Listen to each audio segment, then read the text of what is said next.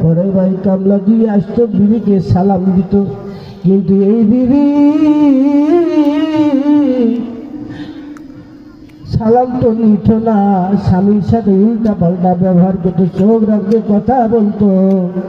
এমনকি আমার জামার শরীরের মধ্যে আঘাত করতো, এইরকম হাত তুলে শহর মারত। হুজুর এই দুঃখটা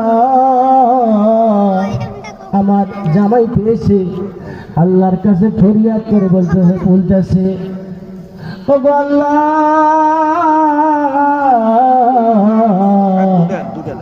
আমার বিবি আমার কথা শোনে না, আমি আমার বিবিকে নামাজের কথা বলি, ভালো ব্যবহার করি, আমার কথা শোনে না।